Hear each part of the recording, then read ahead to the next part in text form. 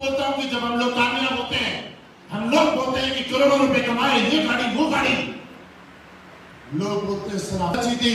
आज सतवीर जी को बोलते होंगे किस्मत अच्छी थी, बोलते हैं कि नहीं बोलते? और आप में से भी कई लोगों ने ज्वाइन करने से पहले जिन लोगों ने कई बार फॉलोअप कराया है ना, उन्होंने भी ऐसे ही बोला था। जिन्होंने 10-10 बार फॉलोअप कराने के बाद आए ना, वो लोगों ने भी ऐसे ही बोला था कि नहीं बोला था?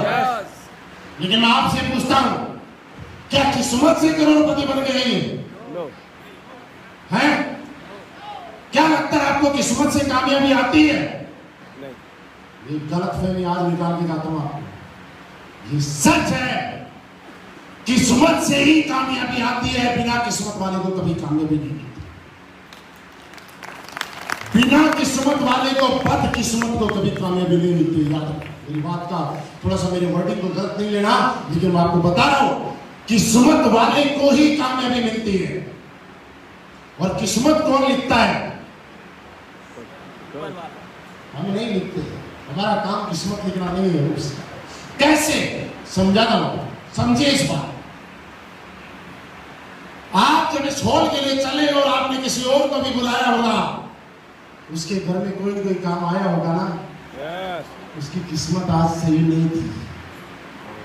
जब आपको यहाँ इनवाइट किया गया, किसी को प्लान दिखाने गए और किसी ने आपको रिजेक्ट किया था कि नहीं किया था, उसकी किस्मत सही नहीं थी। किस्मत का दूसरा नाम अपॉर्चुनिटी, किस्मत का दूसरा नाम मौका। ये हमारी किस्मत है कि हमें श्रीकेश वेलनेस करने का मौका मिला, ये किस्मत है। नहीं तो आगरा की सड़क पे लोग आज भी सोच रहे हैं, मंदिर मस्जिद गुरुद्वारे के आगे माथा टेक रहे हैं और ये बोल रहे हैं कि ये भगवान कुछ ऐसा रास्ता दिखा, ये भगवान मेरी जिंदगी के अंदर कुछ ऐसा उद्धार कर कि मुझे भी कोई काम मिले और मैं कामयाब हो जाऊं। दर दर की ठोकरें मंदिरों के आगे खा रहे हैं कि नहीं खा रहे?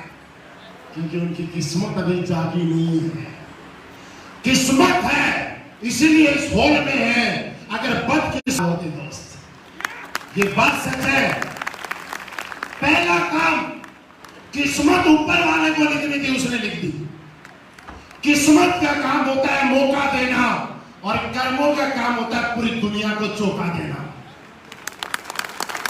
कर्म ऐसे करो कि पूरी दुनिया चौंक जाए, यार कर क्या दिया इस बंदे ने। लेकिन दोस्त, जब तक आपकी किस्मत सही जगह नहीं होगी ना, तब तक आपकी कर्म कोई काम नहीं। जब तक कर्म तो बाहर रिक्शे वाला भी कर रहा है, कर्म तो किसान भी कर रहा है, कर्म तो मजदूर भी कर रहा है, लेकिन सही प्लेटफॉर्म पे और सही किस्मत के साथ नहीं कर रहा है।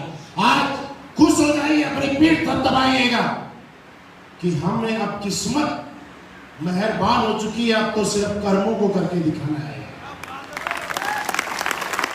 लेकिन किस्मत कितनी अच्छी हो जाए, अगर किस्मत के बाद कर्म नहीं किएगा तो वो किस्मत भी बदकिस्मत में बदल जाती है। क्या था, आपको एक बात बताता हूं, आपने बचपन में पत्थर फेंके कि नहीं फेंके? अपने राजस्थान में लकड़ी वो कपड़ों की गिंडी बना लेती है, बोल गेंद, ये तो बाद में सीखता है। पहले क्या बोलते थे? गिंडी बना लेते थे और उसको गुल्ली डंडा खेलते थे, ये था ना। फेंकी है कि नहीं फेंकी? जब जब आपके खेत के अंदर गाय भैंस और नील गाय आई है, उनके पीछे पत्थर और लाठियां फेंकी है कि नहीं फेंकी? उनको भगाने के लिए फेंके ना। जब आपके खेत के अंदर जब कोई जानवर दाना चुगने के लिए आया होगा, तो आपने डंडे फेंके होंगे, आपने थालियां बजाई है कि नहीं बजाई? मेरे दोस्त, वो डंडे खेत के बाहर जानवर भगाने के लिए भी आपने फेंके हैं, लेकिन एक आदमी की किस्मत ऐसी जागती है कि कुछ फेंकता है और रातों रात ओलंपिक के अंदर नाम कमा जाता है। क्या नाम था? कुछ चंद सेकंडों के अंदर पूरे हिंदुस्तान के अंदर स्टार बन गया था नीरज चोपड़ा से था।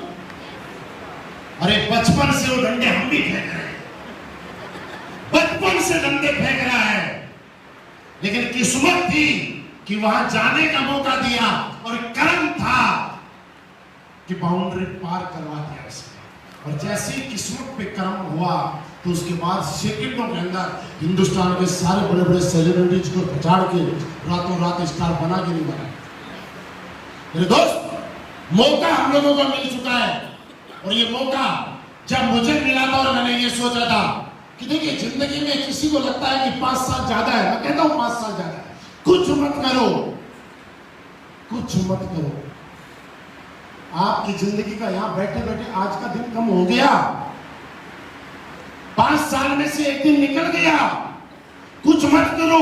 सोच के देखो 2016 से लेकर 21 कैसे आ गया, पता चला गया। 21 से 26 भी वैसे आ जाएगा, पता नहीं चलेगा।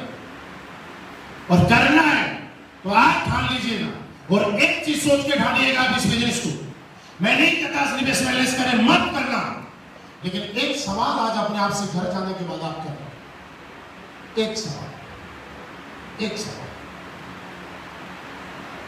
कोरोना के अंदर आपने बहुत सारे ऐसे लोगों को देखा, बहुत सारे ऐसे परिवार देखे जिनके अंदर कोई भी कोई कमाने वाला अपने परिवार को पीछे छोड़ के चला गया। देखिए, क्योंकि देखिए सीखना हर जगह से चाहिए, बचाव हर जगह रखना चाहिए, लेकिन ऊपर वाले की लिखी हुई को कोई टाल नहीं सकता। और बहुत सारे परिवारों में ये हो गया कि एक अकेला कमाने वाला था, वो चला गया, इसके बीवी बच्चों को और परिवार को और बुढ़े माँ बाप का क्या होगा, ये क्वेश्चन मार्क पीछे छोड़ के चला गया। हुआ कि नहीं? मेरे दोस्त, आज घर जाने के बाद एक सवाल अपने आप से करना, बड़े प्यार से आपको समझा रहा हूं। कमाते होंगे आप 1 करोड़ रुपए महीना, कोई औकात नहीं है, कोई वैल्यू नहीं है। कमाते होंगे 100 करोड़ रुपए महीना, कोई वैल्यू नहीं है। मेरे इस सवाल का जवाब अगर आपका हाँ में आया तो आप चाहे 10 रुपए कमाते होंगे, आप 1 करोड़ रुपए महीना कमाने वाले से बड़े हैं। और वो सवाल ये है कि रात को आराम से ठंडे दिमाग से सोचिएगा कि क्या मैं कोई ऐसा काम कर रहा हूं कि कल को मैं रहूं या ना रहूं, काम करूं या ना करूं, मेरे परिवार को लगातार लगातार और लगातार मैंने कोई ऐसा काम किया जिसकी वजह से पैसे आते रहेंगे। अगर आपका जवाब आता है कि ऐसा मैंने अभी तक नहीं किया, तो मैं आपको बोलता हूं कि आज से मन से असली बेस मैनेज करना, मन से। अगर आपके अंदर ऐसा जवाब आता है कि हाँ मैंने ऐसा कोई काम किया है कि जिससे मैं रहूं या ना रहूं, काम करूं या ना करूं, लगातार मेरे परिवार में जिंदगी भर पैसा आएगा और हर साल डबल होता हुआ आएगा, उसके बाद मैं सच हाथ जोड़ के आपको बोलता हूं, फिर आपको असली बेस मैनेज करने की जरूरत है। क्योंकि नेटवर्क मार्केटिंग की पैसिव इनकम के लिए जाती है, एक्टिव इनकम के लिए तो मजदूरी भी की जाती है यार। इसलिए की जाती है कि मैं 3-4 साल काम करूं और उसके बाद में मैं एक ऐसा प्लेटफॉर्म तैयार करूं जिसकी वजह से मेरी टीम काम करे और मुझे लगातार पैसा। हमें सीखना चाहिए 2020 और 2021 से।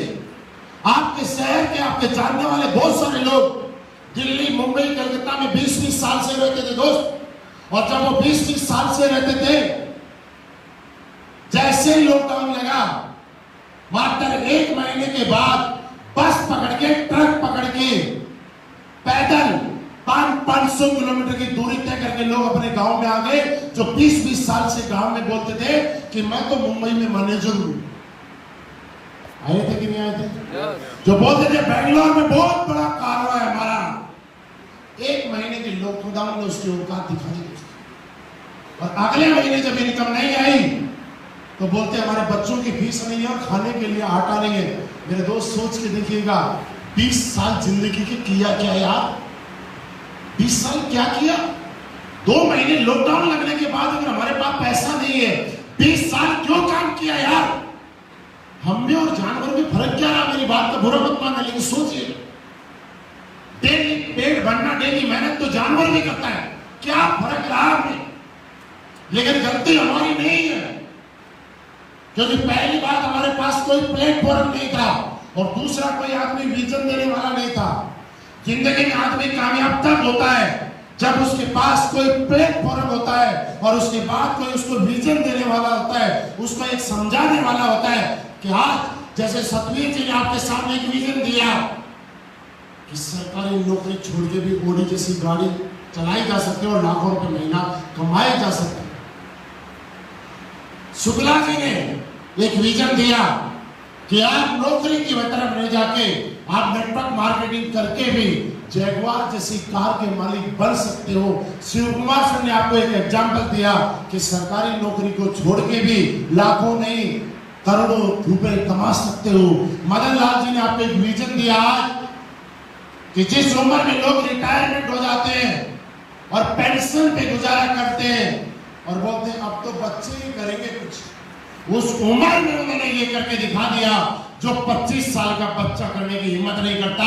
उन्होंने 7 साल की उम्र में साबित कर दिया कि अगर इंसान कुछ करना चाहे तो उम्र कभी उसके आगे नहीं आ सकती, बस उसके अंदर जुनून होना चाहिए, वो कुछ भी कर सकता है। ये जगाने का काम अगर इस हॉल में आज किसी ने किया है तो उसका नाम मिस्टर मदन लाल जी है। अगर ताली बजानी है तो इनके लिए बजाइए, मेरे लिए मत बजाइए। एक उम्र को इन्होंने चुनौती दी कि किसी भी उम्र के अंदर किया जा सकता है, अदरवाइज हमने तो ऐसे